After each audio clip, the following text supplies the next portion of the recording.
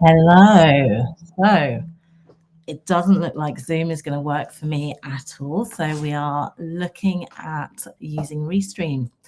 Um, Thank you so much for joining me today. Over the next half an hour, I'm going to talk to you about sales conversations and how to adapt to the person in front of you.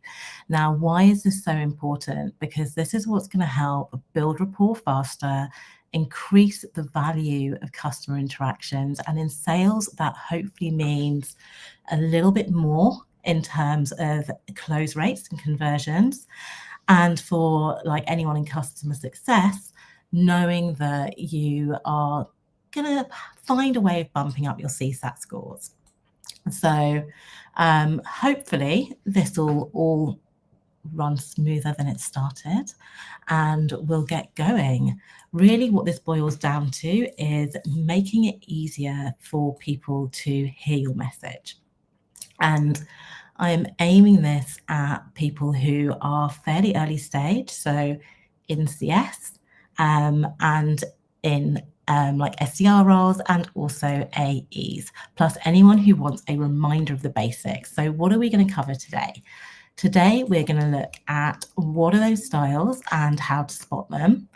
Shifts in style. So I'm focusing on US and EMEA in the main and actually US and Europe. But there is a cheat sheet that has some other countries on there. But I know that most of my network's US and Europe. We're going to look at personal style and then a couple of caveats. Before we get started, I do want to stress that we're talking about communication style rather than personality style. I'm far more comfortable with the distinction of communication.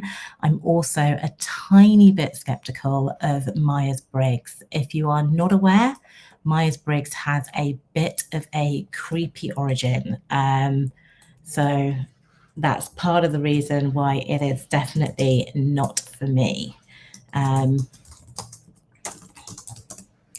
So communication style is fluid in that the same person can call upon different traits and will also default to different traits in different situations. But if you know who you're talking to, then it's easier to adapt. The crux of this presentation is that this is really about how you relate and not who you are. And I also just want to point out that this is quite high level, and I'll talk you through that in a bit. So at the start of this week, we asked a question out to various areas of my network. What is your biggest challenge when it comes to adjusting how you communicate in sales? Interestingly, it tended to be balancing directness with empathy. As we'll go on to say, that tells me that a lot of you guys default to fiery red. And then second to that was keeping conversations on track.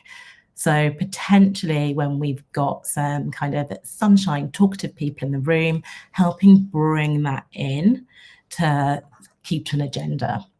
And if you missed the talk that I did on upfront contracts, maybe start there because that's going to help lock that in and give you that checkpoint to come back to.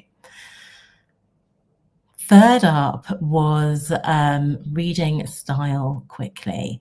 And like that's interesting that it came up in CS and sales. And the CS, it was really balanced between that directness and empathy and also being able to read and switch in the moment. For my own network, you guys are pretty good at avoiding misunderstandings, which I love. But it did come up in sales and CS to a lesser extent, and that really isn't that much of a surprise to me. So let's move on to those styles and how to spot them. If you have been in absolutely any sales training ever, you will have come across the Alfred Mehrabian stat on how we communicate. So just 7% is in the words that we say. 55% is entirely nonverbal. 38% is tone. And yeah, it's only 7 that's conveying what in the words that we say. There's another stat that I'm slightly more skeptical of, and this came out from the Miller Hyman Group in 2018. And it said that sales professionals who do adapt their style on average have 275% more deals. So their close rate is nearly 300% higher if they've got adaptability. Because that stat is so high, I would absolutely love to know where it came from. So let's look at the people we're talking about. The 4 types that we're going to focus on today are our fiery red drivers. These are our most direct communicators. Our enthusiasts, who are our sunshine yellow, bubbly, talkative communicators. Our earth green feelers, who are people-centered and really want the best for the soul and the individuals that you're dealing with. And then our cool blue analysts, who are detail and data oriented. They want the stats, they want precision. Now, as I mentioned, this really is high level. If you look at insights, where a lot of this comes from, that wheel at the top, they break it down into 16 more styles, Enneagram into 9, DISC into 4 main ones that then break out. Now, I don't do profiling, but I've got some amazing people in my network. So if you're watching this and you're like, I want to bring that in for my team, or I actually want to know for myself, then let me know, because actually I've got people in my network that do strengths, do principles U, do insights, Enneagram and DISC, and I will happily connect you. Let's look at our fiery reds. These are result-driven guys. Their key characteristics is that they are very direct, they're competitive, they're forceful and self-reliant, and you can spot them because they want to get straight to the point and cut the small talk. So if you are in a customer-facing or sales interaction with red communicators, then absolutely focus on the key results and the benefits to them. Put that up front. Provide clear and efficient information, and then use data and practical information. They want you to communicate with them directly, confidently, and respect their time. You're going to hear this in their tone because they're crisp, efficient, and will really not appreciate it if you're like, hi, how's your day going? They just want to cut to the chase.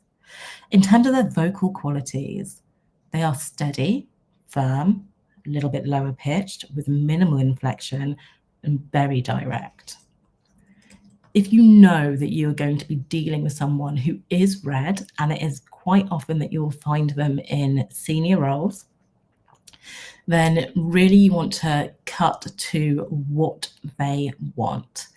Thanks for connecting, honoring their time. I understand you're looking to solve for X. Should we dive straight in? I've got some insights that could save you time and money, getting that benefit in there right away. And then I'm going to cut to the chase. So you're giving them that indication you don't want to waste their time, and you're diving straight into how you will do what they need within whatever interaction it is that you have. It's often the case that our red guys can be mistaken for rude because they can be abrasive in the way that they communicate.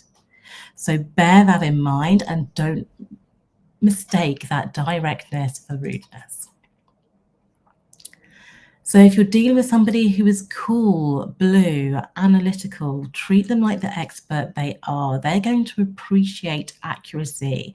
They're going to appreciate a systematic way of working. They are competent, they are evaluative, and they value being seen as intelligent. So when you're dealing with somebody who is blue in a sales interaction, provide detailed information, use precise data, and if you can, get all of those technical questions answered. Show that you've done your thorough research and be methodical. So for me, when I look back at my time in call tracking, and it's probably going to come up again today, I was dealing with a lot of CTOs, and it was really imperative that I knew the basics on what that technical integration would look like, what that lift time would be for their team. It didn't mean that I needed to know how to do it, which is good because I didn't, but it did mean that I could tell them if they were to move forward, this was the exact commitment that they would need to be showing. In terms of tone, you are going to hear that precision. You will hear that measured and calculated approach. When you're communicating with them, it's great to use an even, controlled tone, a deliberate pace. again with minimal inflection like our red guys, and lean into technical clarity.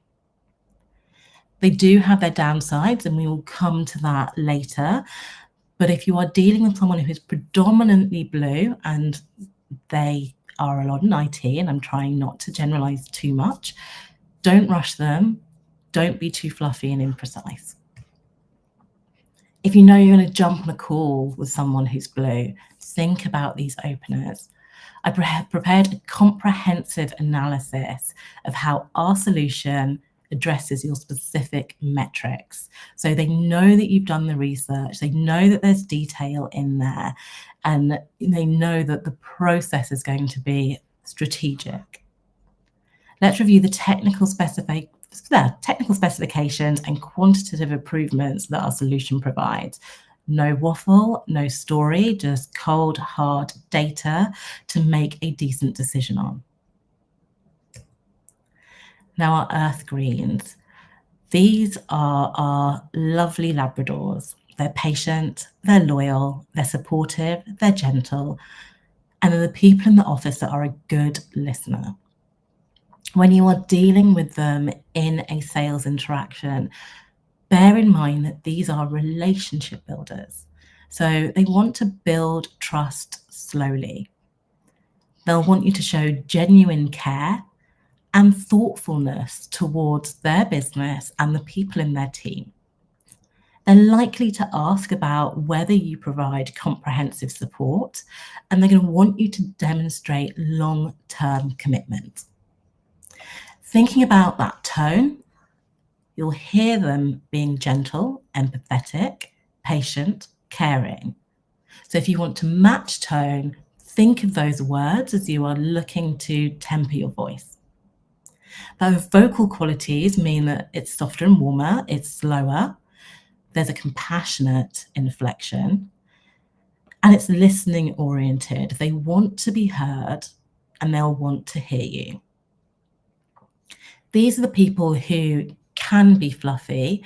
You really do want to ask how their day is going at the beginning of the call. They're not going to chastise you for it. They're going to appreciate it. So try not to be too forceful or too abrupt, particularly if you are naturally somebody who identifies as fiery red. So when you'll know that you are meeting someone who is earth, green, and relationship based, appreciate them. I appreciate you taking the time today. How are you doing? Show that care. I've been looking forward to understanding more about your specific challenges and how we might support you. Again, we're leaning into that care and that genuineness. Our team's been thinking about the best way to support businesses like yours, and we'd love to hear your perspective. Thinking about collaboration and the relationship and bringing that buyer along with you. Now let's look at our sunshine yellows. They are bright, they're visionary, and they're talkative.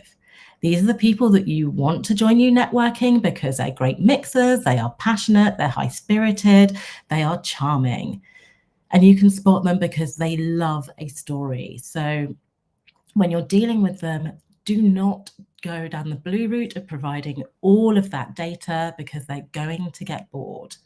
What they really want from you is that big story, that big picture of how this is going to work, what's the possibilities it's going to bring them, what's the potential that it will allow them to do. When you're scheduling meetings with a yellow, schedule more time than you need, or at least leave space in your agenda for conversation because they're probably going to want to spin you a yarn about how they see it working. So you'll know these guys because they're high energy, they vary their pitch, and they're incredibly animated, and they'll use lots of positive inflection. The one warning is to keep it structured. Otherwise, you will find they drift. So when we look back at those results at the beginning, and one of it was actually honing people in a bit, it's the yellows that they're probably thinking of. But you know that you're dealing with a yellow, you want to open up, you want to get them inspired. So think about the language here. I'm excited to share something with you that will be game-changing for your team. It's painting that big visionary picture of how this is going to change their life and transform what they do. You won't believe the breakthrough. So that's like movie language. We're going into that storytelling. Or I've got a quick story that I think is going to resonate with exactly what you're experiencing. So you can use that tonality and tone. I'm going to keep coming back to the theme that everybody is an individual and these are varied. And actually, when we think about our 4 types, most people have bits of every one and will change in different situations. And that makes what I'm about to say feel really like stereotyping. What I've done here is I've taken some information from Erin Meyer's culture map to look at how different parts of the US and Europe communicate. If we look at France are red and blue. So start with the rationale and the why before diving into the how. Invite debate in France because that is what is going to signal that you are respectful of your buyer and your counterpart.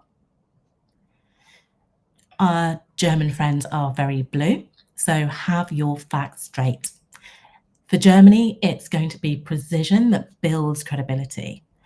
Second in Germany is the red. So it's outcome minded, but with that precision first. They don't want you to send them a yarn. They want to know exactly what they're getting and the stats to back it out. In the US, be confident and be concise. Go for outcomes over theory.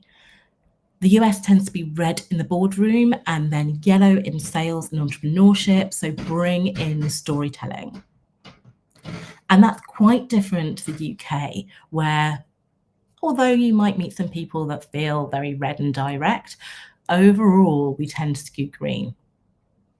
So it's not to say that there's not differences, and there are, but it just means that if you were to take that grid, shift it towards green, shift it towards red, yellow, depending on who you're speaking to and where. But what this does mean for the UK is that understatement and wit go further than bold claims. And if we go back to that cool analytics company, I really saw this. That particular company were head and shoulders above the competitors at the time in technical capability. What they could do was just slightly different to the way everyone else in the market was doing it. And in the US, those sales conversations were very different. In the US, those sales conversations were like, this sounds amazing. Can we get a proof of concept now? How quickly can we integrate? I want to see this, like, cut the mustard, and I want to see it in production. In the UK, it came across as being a bold claim. So it was met with skepticism and, oh, so you think you can do that, can you? What are the downsides? How long is it going to take me to integrate? What's the impact that's going to have on my team? So you saw the real difference in the way the markets received that message. Going on to our northern friends, Nordics, they are green and blue. So it's about balancing logic and humility, inviting collaboration and being thoughtful. It's an egalitarian structure and it's quiet confidence that's going to inspire your buyers and your customers. Spain, think about that warm, expressive, context-first, relational relationship. And Italy, although we do have them as yellow here, it's passionate, flexible, hierarchical, but the second color is red. So meet charisma with clarity. I have put together a wee bit of a cheat sheet. So if you'd like a copy of this, then let me know. But it breaks down a few of the main countries within Africa and also UEA Gulf states as well. So what about your own personal style? There are a number of tests that you can take, but for now, just take a while to think, which style do you gravitate towards? And in brackets, I put right now because it will change. Are you feeling particularly direct? Maybe it's the data that you want. Perhaps it's actually concern for your team and those around you, or maybe it's the big storytelling showtime personality that feels right for you right now. And whilst you're thinking about that, I also want you to consider, who do you think would be easiest to communicate with out of all of those?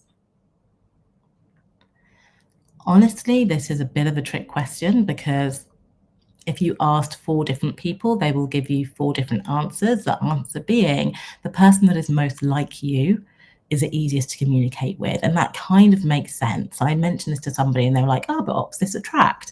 Not always. Opposites can be incredibly frustrating. If you are red, then maybe that's not the case. So let's look at who is hardest to communicate with. And I did give you a bit of a clue that it's the people that are opposite. So in that initial diagram I shared, it's the ones that are opposite. If you are red, then you are going to find it easiest to communicate with someone who is also direct. If you are green, then you're going to find it easier to communicate with the person who asks how your day is and doesn't just bulldoze straight into something. Same with blue and yellow. And this is where reds can get very frustrated with greens. They think that they're waffly.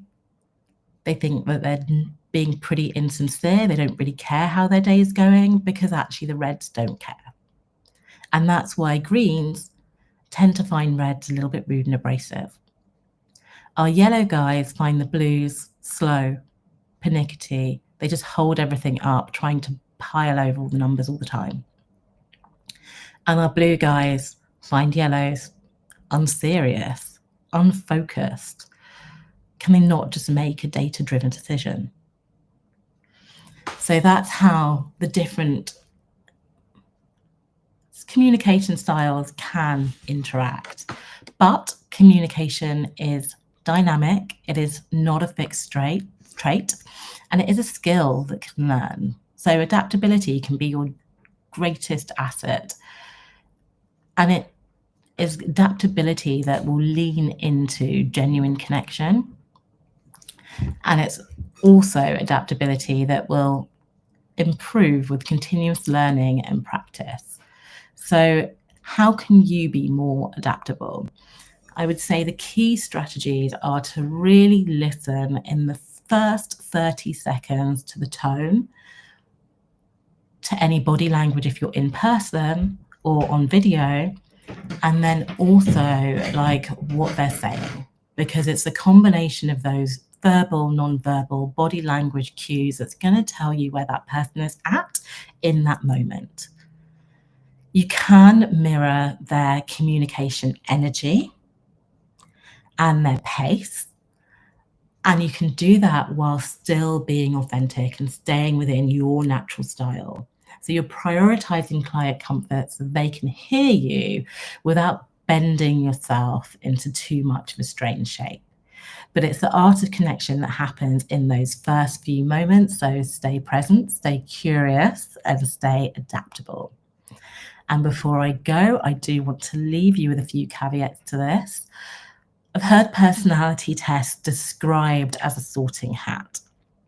There's a thought that actually once people identify with being a particular type of personality or communication style, it becomes a self-fulfilling prophecy. And I also think of these sometimes being a bit of the Barnum effect, like P.T. Barnum, whose general claim was that you can make really generic statements and people will look for the meaning in it and they'll attach to it and they'll be like, oh yeah, that's definitely me. So again, there's that reminder that you're all a combo of each of these and you can flex. So this is more of a guide of how to respond in the moment, but it is definitely a shortcut.